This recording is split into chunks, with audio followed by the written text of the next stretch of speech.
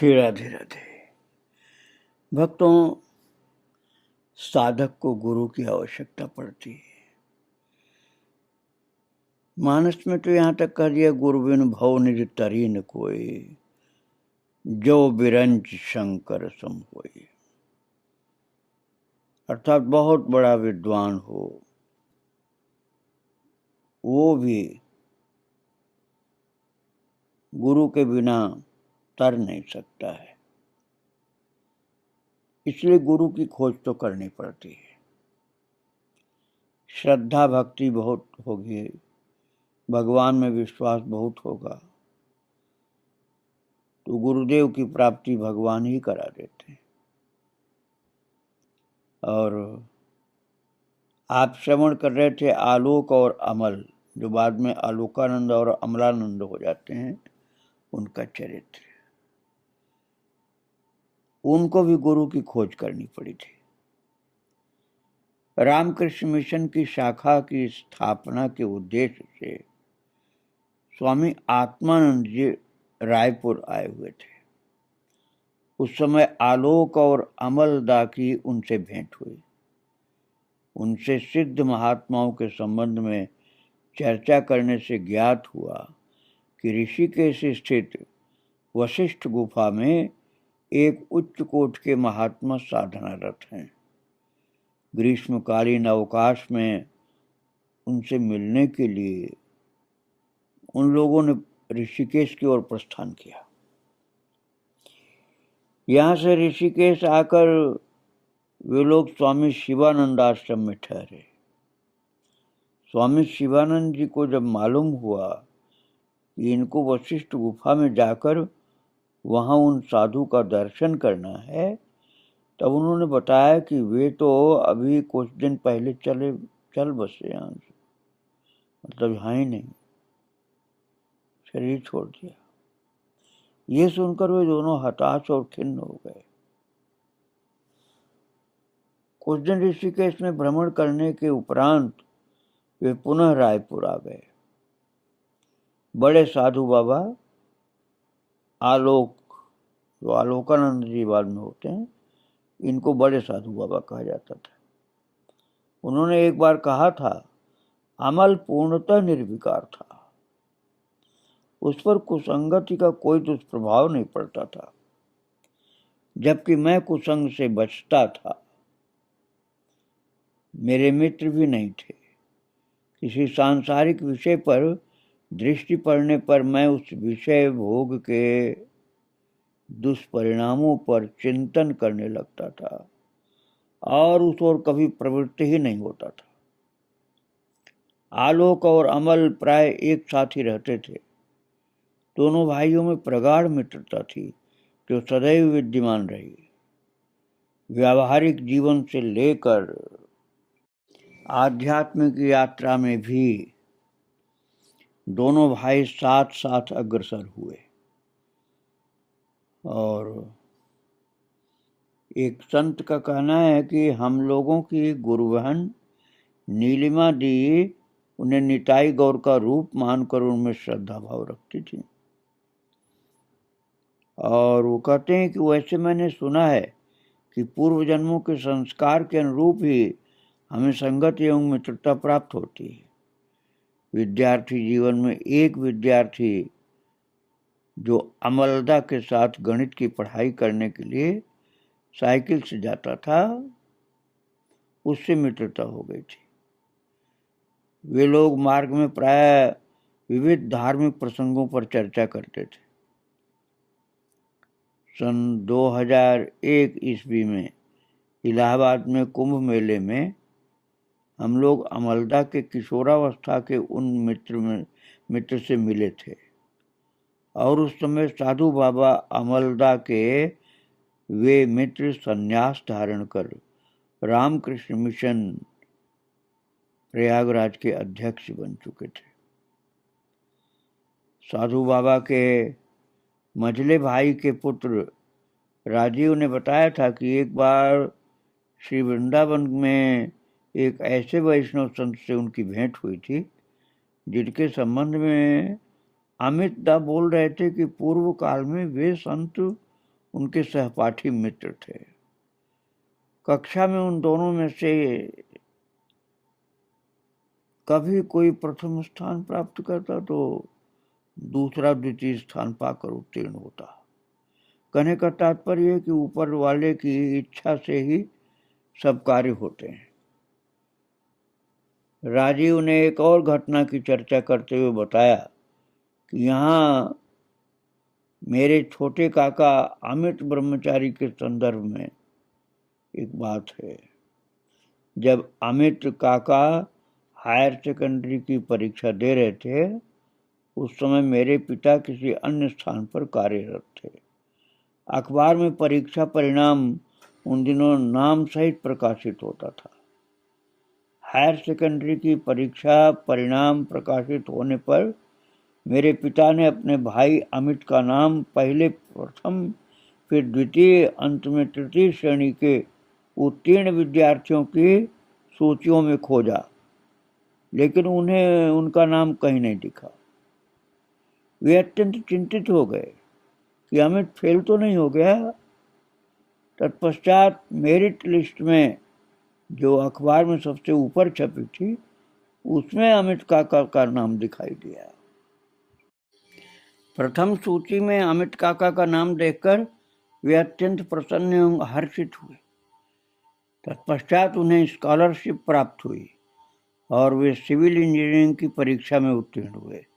इसके पश्चात उन्होंने भौतिक सांसारिक जीवन का त्याग कर वैराग्य आश्रम धारण कर लिया था। बाद में ये बताते हैं कि हमारी दीदी से चर्चा करते हुए हम लोग पूछते थे, तब वे बताती थी कि अमित काका बहुत अधिक पढ़ाई करते थे। वे अव्वल आए थे। इस पर सेकेंडरी की परीक्षा के समय तो उसे बुखार हो गया था। पेपर कैसे हुए पूछने पर वो कहते ठीक ही हुए, अर्थात वो कभी अपनी प्रशंसा और बड़ाई नहीं करते थे। इस तरह उनकी तीक्ष्ण मेधावी और उदार बुद्धि का परिचय प्राप्त होता है। मेजो साधु बाबा के संबंध में बातें करते समय माँ ने ऐसी अनेक घटनाएं बताती थी जिसमें हमें उनके विनोदी स्वभाव का परिचय मिलता है। एक समय की बात है जब बालक अमलदा मानी के साथ कहीं जा रहे थे।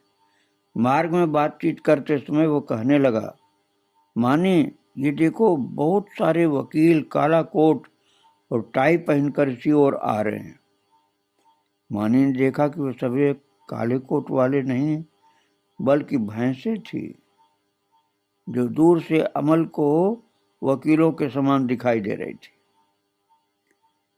ये विनोदी स्वभाव आप कह सकते हैं। तत्पश्चात मानी ने अमलदा को नेत्र चिकित्सक के पास ले जाकर चश्मा बनवा कर दिया।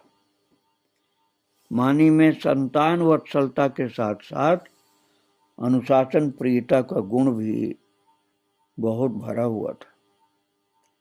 एक बार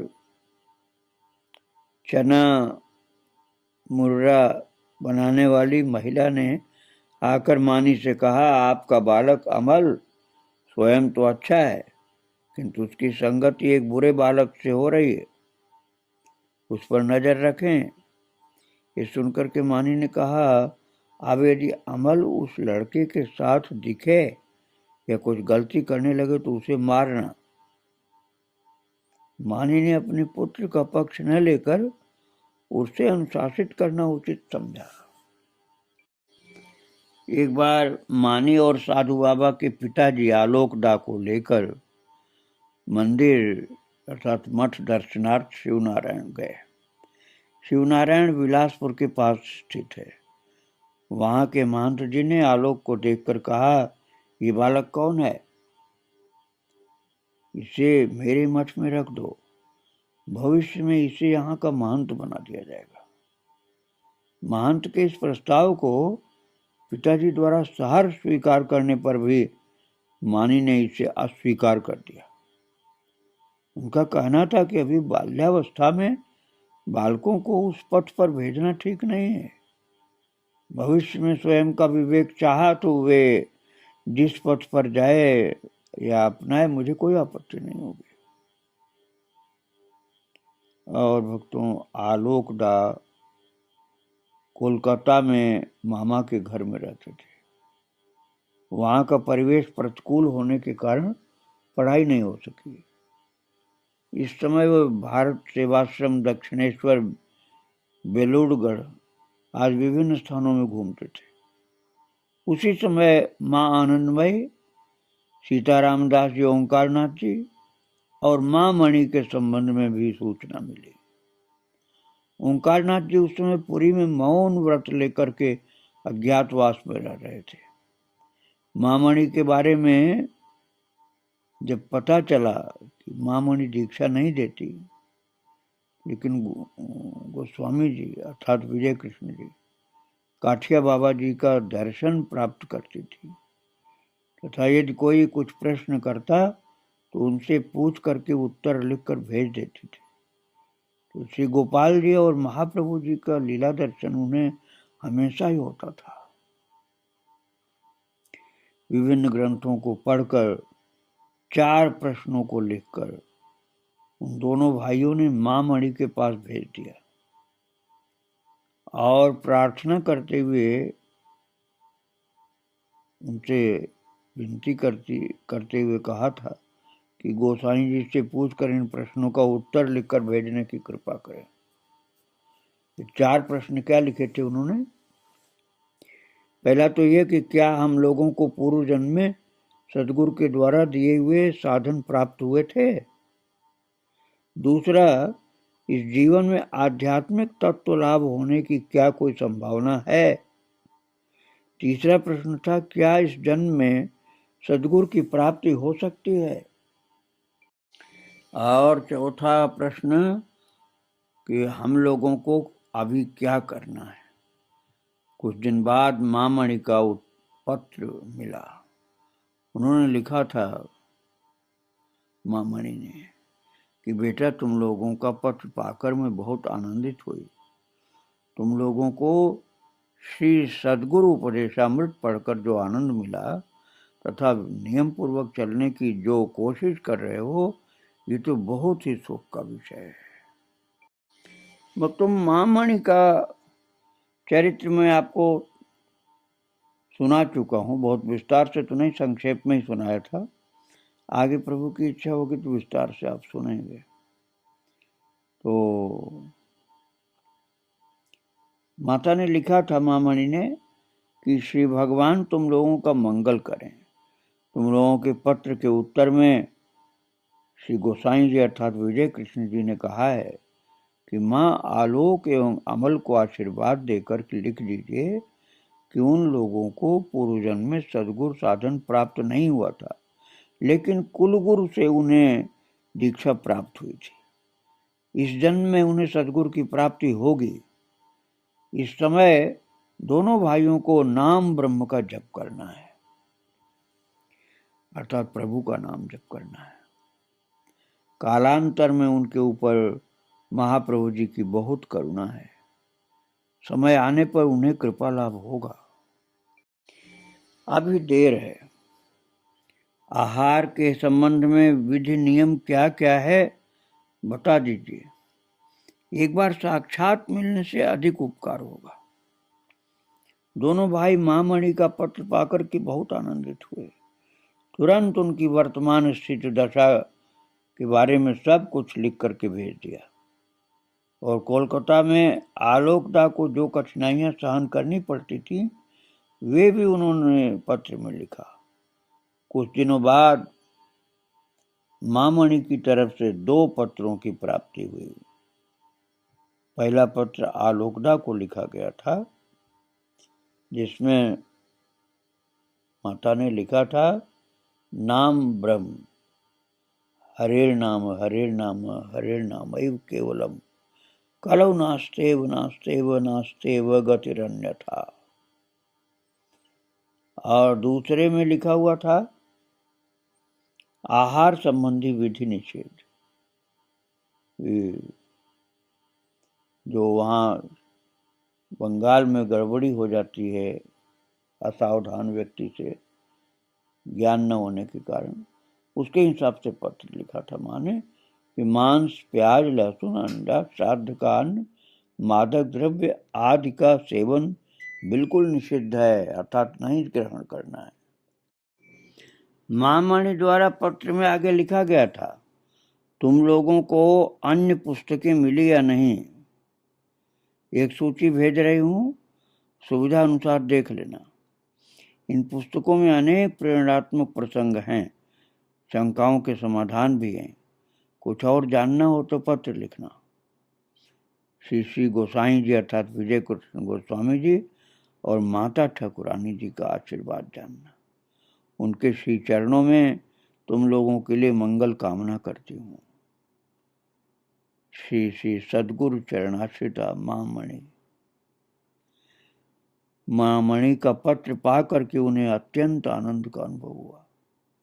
उन्होंने अपनी तात्कालिक अवस्था के संबंध में पुनः लिखा कि अभिभावकों की आज्ञा से बीएससी उत्तीर्ण कर वकालत पढ़ने के बदले एक हाई स्कूल में अध्यापन कार्य शुरू कर दिया है।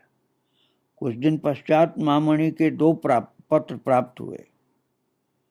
पहला पत्र तो आलोक के लिए था। उसमें महामणि ने लिखा था, बेटा आलोक, तुम लोगों का पत्र मिले कई दिन हो गए, अनेक उलझनों के कारण उत्तर देने में देरी हुई। भक्तों, महामणि बहुत सिद्ध माता थी, उन्होंने कृपा किया इन लोगों के ऊपर। और महामणि ने इस पत्र में लिखा था कि तुम दोनों ही नाम ब्रह्म का जप कर रहे हो, ये जान करके अत्यधिक आनंद हुआ। श्री भगवान तुम लोगों का मंगल करेंगे। समय आने पर तुम्हारी सभी मनोकामनाएं पूर्ण होंगी। तुम्हारे पत्र से मालूम हुआ कि तुम अभी कोलकाता में पढ़ रहे हो तथा खाने की उचित व्यवस्था नहीं है, तो प्याज भी खाना पड़ रहा तुम्हें। लेकिन अन्य लोगों के घर पर जब कोई उपाय नहीं है तो क्या करोगे? समय आने पर भगवान ही सब व्यवस्था करेंगे, चिंता मत करो। उनका स्मरण करते हुए सब कार्य करते रहो। पूरी आने की इच्छा है, ये जानकर खुशी हुई। अभी और क्या लिखूं, मन लगाकर अध्ययन करते रहो। श्री गोसाई जी और माता ठाकुरानी का आशीर्वाद एवं गोपाल का प्यार लेना। उनके श्री चरणों में तुम लोगों के लिए मंगल कामना करती हूँ। माता ने बहुत इनके कल्याण के लिए ये सब बातें लिखी थी और अपने को लिखती थी सद्गुरु चरणाश्रिता महामणि। और दूसरा पत्र महामणि ने लिखा था अमल जी के लिए और लिखा उसमें कि प्रिय बेटा अमल, तुम्हारा पत्र मिला, आनंदित हुई।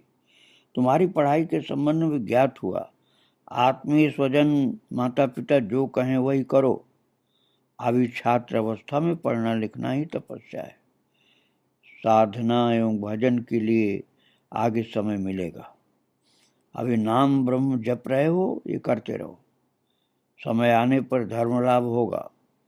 श्री गोसाई जी ने अभी तुम्हारे बारे में कुछ नहीं कहा है, बाद में कहेंगे तो बताऊंगे। संसार के संबंध में वे प्राय कुछ नहीं बोलते हैं। तुम कोलकाता में रहोगे या रायपुर में, पत्र लिखते रहना, मैं ठीक हूँ। सबसे पहले पत्र में महामणि ने लिखा था कि एक बार साक्षात मिलने से आमने सामने बैठकर सारी बातें जानने सुविधा होगी। आलोकदास सोचने लगे कि महामणि से किस तरह मिला जाए। उनकी छुट्टियां समाप्त हो चुकी थी, अतः उन्हें फिर कोलकाता लौटना था। उन्होंने एक योजना बनाई कि कोलकाता जाते समय खड़गपुर में उतरकर महामणि से मिलेंगे। इस तरह रायपुर और कोलकाता में किसी को भी पता नहीं चलेगा। आलोकदास ने अपनी माँ से सब कुछ कह दिया। उन्होंने महामणि का पत्र दिया और पूरी जाने की योजना बताई। उनके उत्तर में उनके उत्तर को प्राप्त किया। माँ ने खुशी खुशी पुरी जाने की अनुमति दी। घर में और किसी को भी इस बात का पता नहीं था। जिस दिन जाने की बात थी उस दिन रायपुर से पिताजी के आने की बात थी। आलोकदा को डर था कि कहीं पिताजी उनको जाने के लिए मना न कर दें, इसलिए वे गाड़ी आने के कई घंटे पहले ही घर से निकल पड़े।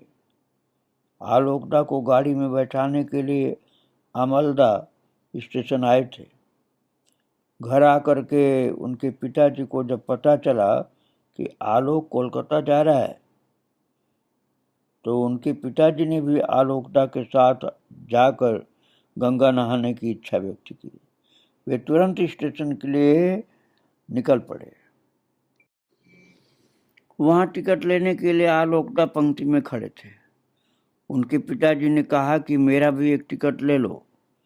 दादा ने 2 टिकट ले लिए। पिताजी के साथ जाने से आलोकदा न ही पुरी जा पाएंगे और न ही मामणी के साक्षात कर पाएंगे। अतः वे बार बार पिताजी को समझाने लगे कि वे कोलकाता न जाएं, लेकिन पिताजी गंगा नहाने के मौके को गंवाना नहीं चाहते थे। दोनों भाई स्टेशन पर उदास बैठकर मन ही मन गोसाई जी से प्रार्थना करने लगे कि गोसाई जी ऐसा कुछ कीजिए ताकि पिताजी कोलकाता न जाएं और आलोकदा मामणी से मिल सकें। अचानक घोषणा सुनाई दी कि गाड़ी 2 घंटे विलंब से आ रही। दोनों भाइयों ने पिताजी से घर लौट जाने के लिए कहा। पिताजी कुछ देर सोचकर बोले, ठीक है, मेरी तबीयत भी कुछ ठीक नहीं है, बाद में फिर कभी मौका मिलने पर जाऊंगा।